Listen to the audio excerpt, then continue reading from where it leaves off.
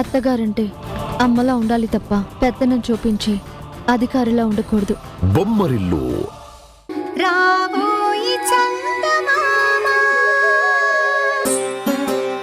ఇంత పొద్దున్నే దేవుడికి పూజ చేస్తోంది ఎవరప్పా?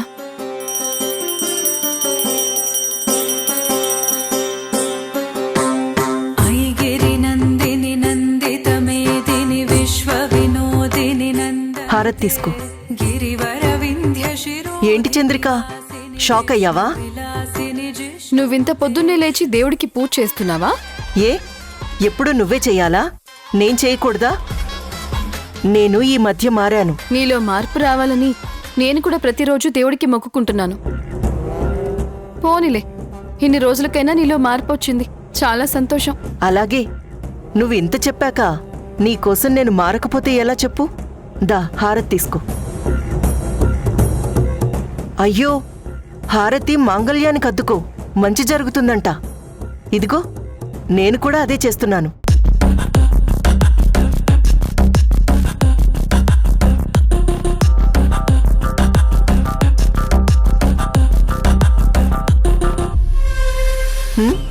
హరే, ఏంటి చంద్రిక అలా చూస్తున్నావు? భరత్ కట్టని తాళి నా మెళ్ళో ఉంది. దాన్ని ఇంత పవిత్రంగా చూసుకుంటున్నానేంటా అనా? భరత్ కట్టినా కట్టకపోయినా ఇది భరత్ కట్టిన తాళే. నేను భరత్కి భార్యని. మరి భార్య అన్న తర్వాత కొన్ని పద్ధతులుంటాయి కదా. ఈ పద్ధతులు మర్చిపోతే ఎలా చెప్పు? అందుకే. చూడు రుద్రాణి, ఇవన్నీ కాదు, నీతో స్ట్రైట్గా మాట్లాడాలనే వచ్చాను. ఇప్పుడు భరత్ని వదిలేయటానికి ఏం కావాలి అని అడిగితే ఈరోజు చెప్తాను అన్నావు కదా, ఆ భగవంతుడి సాక్షిగా అడుగుతున్నాను, చెప్పు, నీకేం కావాలి?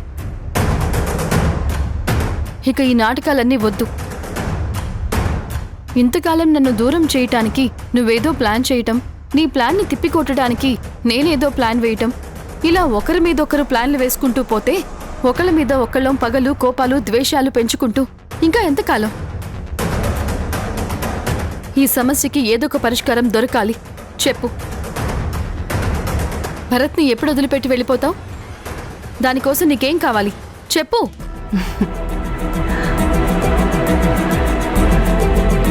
నిజంగా నీకు భరత్ కావాలా? అవును, నాకు నిజంగానే కావాలి. దానికి నేనేం చేయాలో చెప్పు. తీరా అడిగిన తర్వాత నువ్వు మాట తప్పితే? నేను చెప్పాను కదా, భరత్ గారిని నీకివ్వడం అనే విషయాన్ని వదిలిపెట్టేసి నువ్వు ఏదడిగినా నేనిస్తాను. సరే, దేవుడి ముందున్నావు కదా, ప్రమాణం చేస్తావా? ఈ ప్రమాణాలు ఏవి అవసరం లేదు, నా మాటే ప్రమాణం. చెప్పు, ఏం కావాలి? చంద్రిక, నువ్వు భరత్ కావాలని అన్నిసార్లు అడిగిన తర్వాత మొదట్లో నాకు భరత్ని వదిలేయాలి అనిపించలేదు. కానీ తర్వాత నీ మొహం, నీ కూతురి మొహం చూసిన తర్వాత ఓ చిన్న జాలి కలిగింది. అందుకే నేనొక నిర్ణయం తీసుకున్నాను. నువ్వు కోరుకున్నట్టు భరత్ని నీకిచ్చేసి నేను దూరంగా వెళ్ళిపోతాను.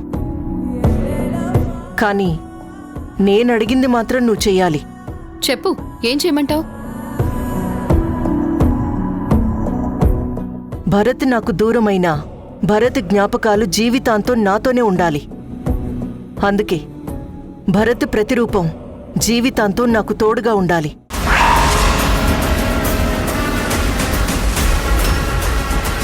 ఏమన్నావు? ఏం చంద్రిక, అర్థం కాలేదా? భరత్ ప్రతిరూపాన్ని నేను 9 నెలలు మోసి కనాలి. అంటే భరత్ వల్ల నాకొక బిడ్డ కావాలి.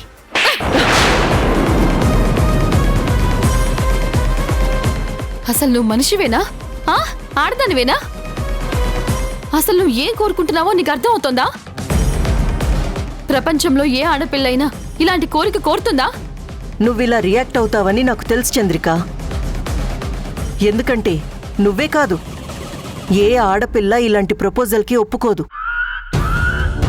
అందుకే ఇచ్చిన మాట తప్పవు కదా అని ముందుగానే మాట తీసుకున్నాను. చెప్పు చంద్రిక, నీకు భరత్ కావాలా వద్దా? చిచి, నువ్వింత దారుణమైన కోరిక కోరుతావని నేనెప్పుడు అనుకోలేదు రుద్రాణి. ఇది మాత్రం ఇంపాసిబుల్. ఇది దారుణమైన కోరిక ఎలా అవుతుంది చంద్రిక? భరత్ నాతో జీవితాంతం కలిసి ఉంటాడు అని అనుకున్నాను. నువ్వేమో కుదరదు అంటున్నావు. కనీసం తను దూరమైనా తన జ్ఞాపకంగా తన బిడ్డ నాతో పాటు ఉంటే భరత్ నాకు తోడుగా ఉన్నాడనే సంతృప్తితో నేను జీవితాంతం హ్యాపీగా బతుకుతాను కదా. అందుకని ఇలా పెళ్లి కాకుండా బిడ్డని కంటావా? సరే అయితే ఒక పంచేయ్, మూడో కంటికి తెలియకుండా నాకు భరత్కి పెళ్లి చేసే. మా ఇద్దరికి ఫస్ట్ నైట్ ఏర్పాటు చేయి. నేను ప్రెగ్నెంట్ కాగానే ఎవ్వరికీ కనిపించకుండా వెళ్ళిపోతాను. పెళ్లి కాకుండా తల్లైతే తప్పు, కానీ పెళ్లి చేసుకున్నాక బిడ్డని కంటే తప్పు లేదు కదా. ఏమంటావ్? నేను మళ్ళీ నీకు కనిపించను చంద్రిక. ఎప్పుడైతే నేను ప్రెగ్నెంట్ అవుతానో నేను వెంటనే ఈ చుట్టుపక్కల లేకుండా మాయమైపోతాను. మళ్ళీ లైఫ్లో మీ మొహం చూడను. ఏమంటావ్? నీకు పిచ్చి పట్టింది రుద్రాణి. నువ్వే కాదు చంద్రిక, ఈ ప్రపంచంలో నన్ను చూసిన వాళ్ళందరూ నాకు పిచ్చి పట్టిందనే అంటున్నారు. అంటారు, కానీ వాళ్ళకేం తెలుసు నా మనసులో ఉన్న ప్రేమేంటో. ఒకప్పుడు భరత్ని దక్కించుకోవడం కోసం తనకి తెలియకుండా అతను డొనేట్ చేసిన స్పర్మ్ ద్వారా బిడ్డని కనాలని ప్రయత్నించాను. దురదృష్టవశాత్తు ఆ బిడ్డ కడుపులోనే చనిపోయింది. ఇప్పుడు నీ వల్ల భరత్ ప్రతిరూపం దక్కితే చాలు, ఆ బిడ్డని చూసుకుంటూ జీవితం గడిపేస్తాను. బాగా ఆలోచించుకుని చెప్పు, తొందరేం లేదు.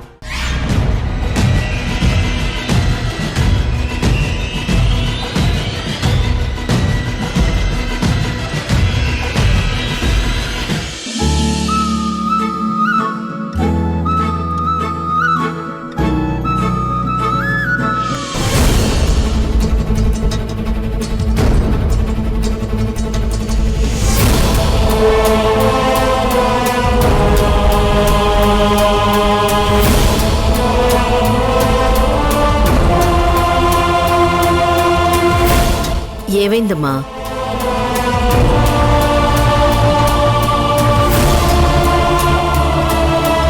చంద్రిక, ఏమైంది? ఎందుకలా ఉన్నావు? అత్తయ్య, అసలు ప్రపంచంలో రుద్రాణి లాంటి దారుణమైన మనుషుల్ని నేను జీవితంలో చూస్తాను అని మాత్రం అస్సలు అనుకోలేదత్తయ్య. ఇక ముందు చూస్తాను అనే నమ్మకం కూడా నాకు లేదు. అసలు ప్రపంచంలో ఇంత దారుణమైన ఆడవాళ్లు కూడా ఉంటారా అత్తయ్య? రుద్రాణి గురించి ఈరోజు కొత్తగా అనుకోవటానికేముంది? తనేంటో ఆల్రెడీ ప్రూవ్ చేసుకుంది కదా. ఇప్పుడు మళ్ళీ దాని గురించి ప్రత్యేకంగా ఎందుకు ఫీల్ అవుతున్నావు? అసలు ఏం జరిగిందో చెప్పు. ఏం చెప్పనత్తయ్య, భరత్ గారిని వదిలిపెట్టి పోవటానికి నీకేం కావాలి అని అడిగితే ఈరోజు చెప్తాను అంది కదా. చెప్పిందత్తయ్య. ఏం చెప్పింది? తనకి భరత్ గారి వల్ల బిడ్డ కలగాలంట.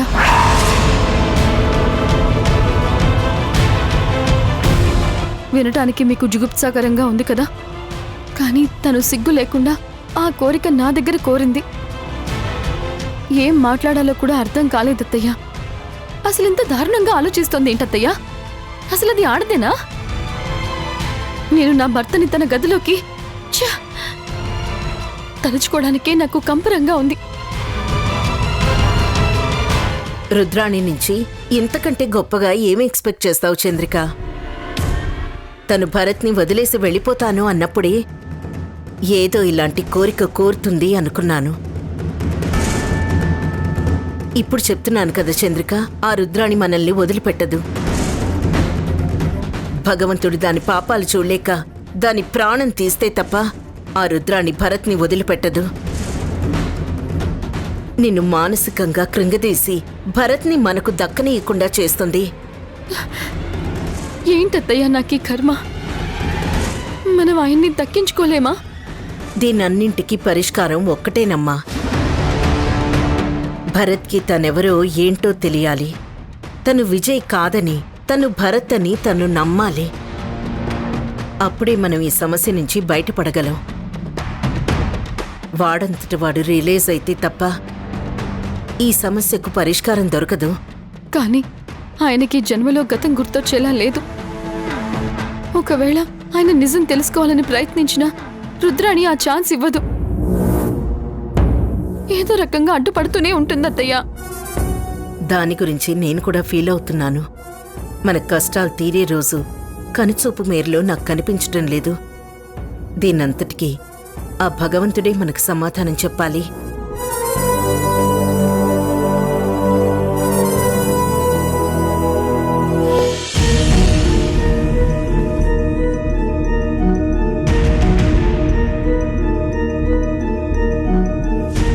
ఏమడిగారండి? అదే నీరజా, భరత్ వల్ల నేనొక బిడ్డని కనాలి అని అడిగాను.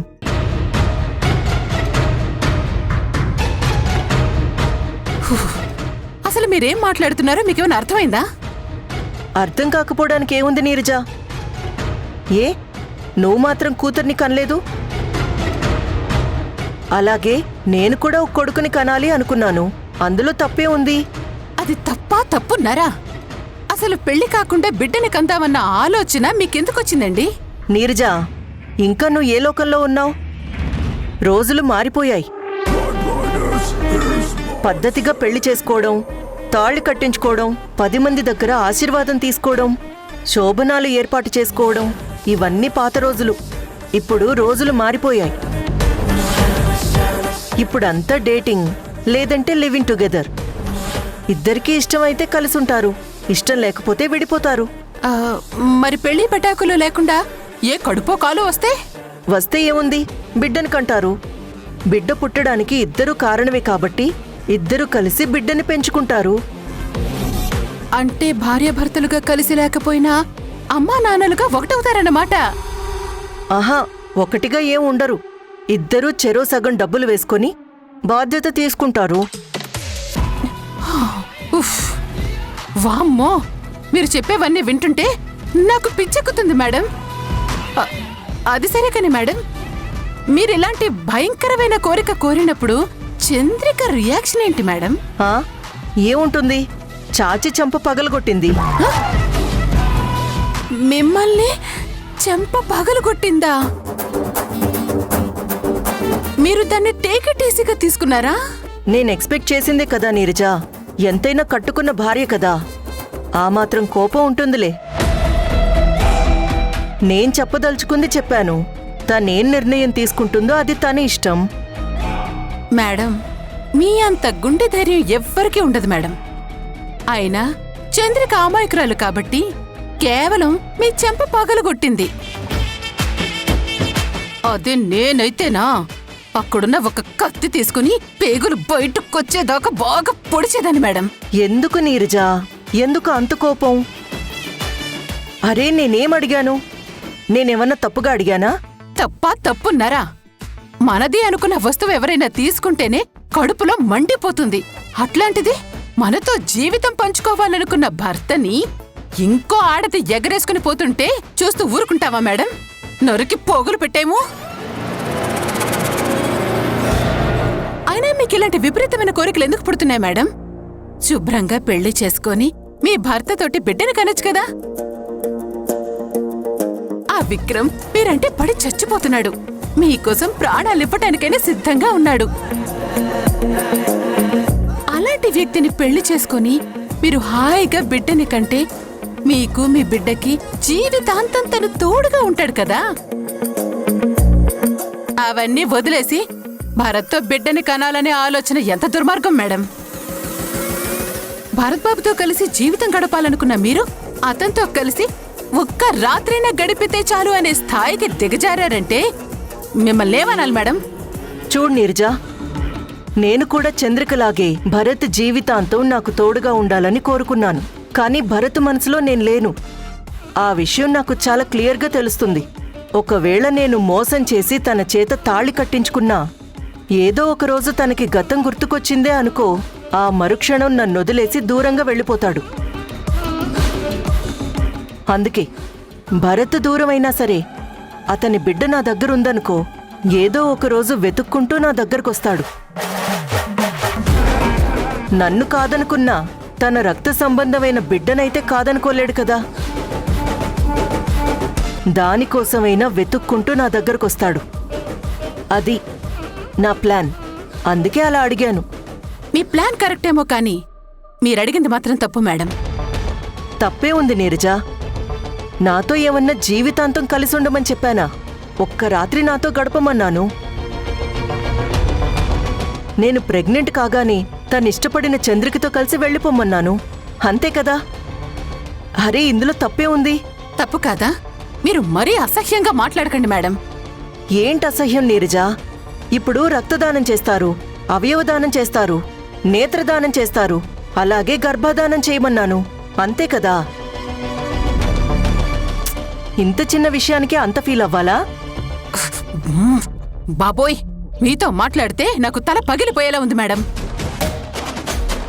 ప్రపంచంలో అసలు భార్య అంటే ఎలా ఉండాలి అని చెప్పటానికి చంద్రిక ఉదాహరణ అయితే, అసలు ఆడపిల్ల ఎలా ఉండకూడదో చెప్పటానికి మీరు పెద్ద ఉదాహరణ మేడం. మీరేంటో, మీ వ్యవహారం ఏంటో, మీ ఆలోచనలేంటో తలుచుకుంటేనే నాకు పిచ్చెక్కిపోయేలా ఉంది. దయచేసి ఇలాంటి విషయాలు ఏవైనా ఉంటే నాకు మాత్రం చెప్పకండి మేడం. నాకున్నదే చిన్న కోడి బుర్ర. మీరు ఇలాంటి షాకులు ఇచ్చారంటే ఆ బుర్ర కాస్త మాడి మసైపోతుంది. నేను పిచ్చితన్నైపోయి ఏవో దేశాలు పట్టుకుపోతాను. నన్ను వదిలేయండి మేడం.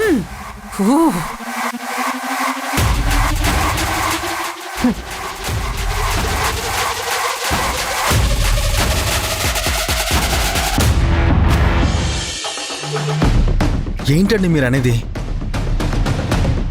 ఆ రుద్రానికి ఏమన్నా పిచ్చి పట్టిందా?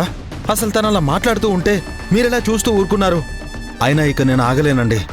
ఇప్పటి వరకు సాఫ్ట్గా చెప్పి చూశాను. ఇప్పుడు పోయి చెంప పగలగొడతాను. ఆగండి విక్రమ్.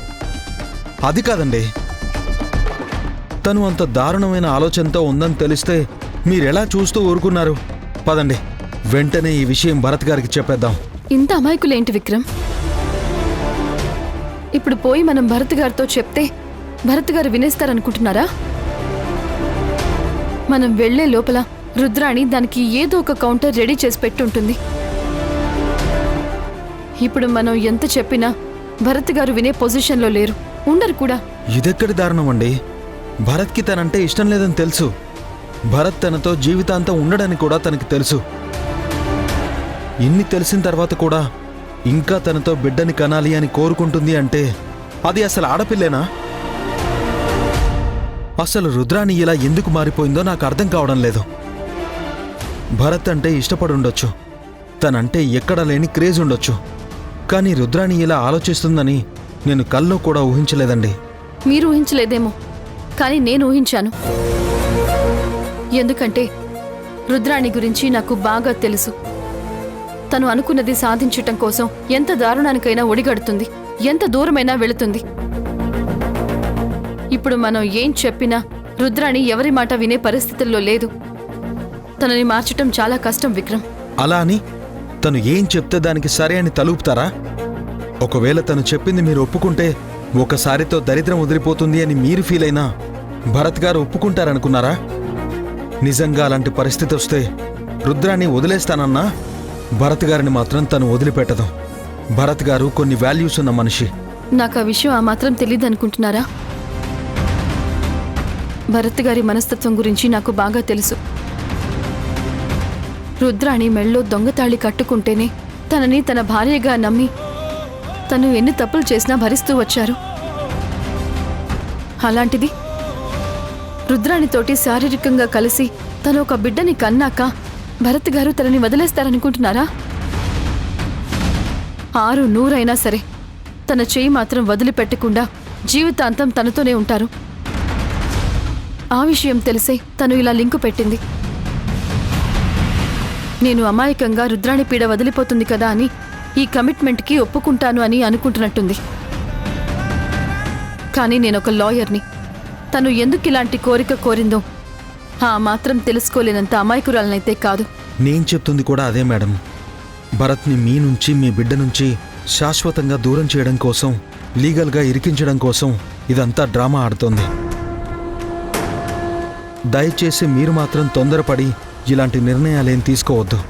లేదు విక్రమ్ గారు, తన మనసులో ఉన్న ఆలోచన ఏంటో నాకు అర్థమైంది. ఈ సమస్యకి ఎక్కడ ఫుల్ స్టాప్ పెట్టాలో అదే నేను ఆలోచిస్తున్నాను. ఆ రుద్రానికి తిరుగులేని గుణపాఠం నేను చెప్తాను.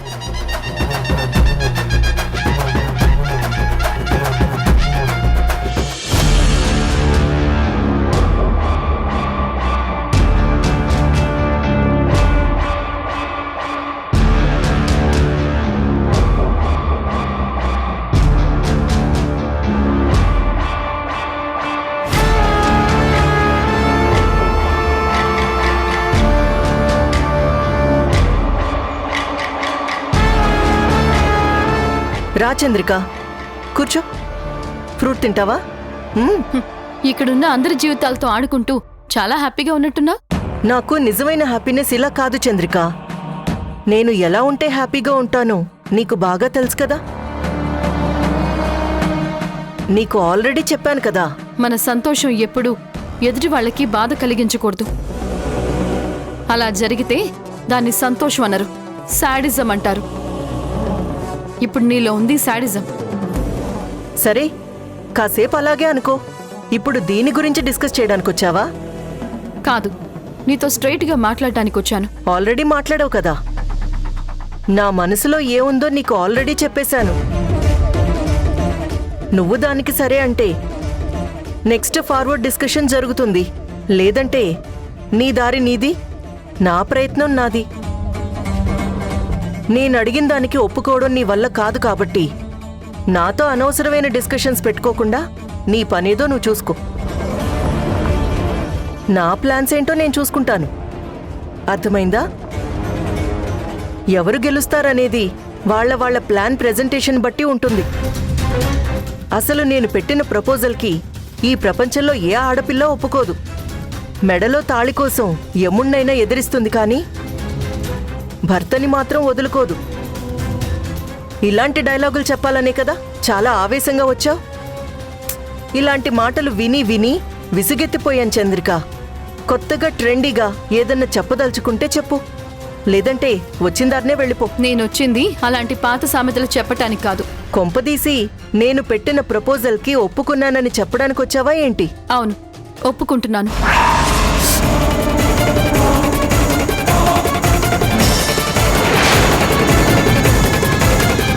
ఏంటమ్మా, ఏమైంది? ఏదన్నా జరిగిందా? మీకు గుడ్ న్యూస్ చెప్పాలి. రుద్రాణి భరత్ గారిని వదిలేసి శాశ్వతంగా దూరంగా వెళ్ళిపోవటానికి ఒప్పుకుంది. ఒప్పుకుందా? నిజంగా ఒప్పుకుందత్తయ్యా. కాకపోతే తను ఒక చిన్న కండిషన్ పెట్టింది. ఆ కండిషన్కి నేను కూడా ఓకే చేశాను. నువ్వేం మాట్లాడుతున్నావు చంద్రిక? అదేదో బుద్ధి లేకుండా ఏదో అడిగిందని నువ్వు దాన్ని యాక్సెప్ట్ చేస్తావా? నువ్వొప్పుకున్నా సరే నేను ఒప్పుకోను. ఎట్టి పరిస్థితుల్లోనూ నా కొడుకుతోటి దీన్ని కలవనివ్వను.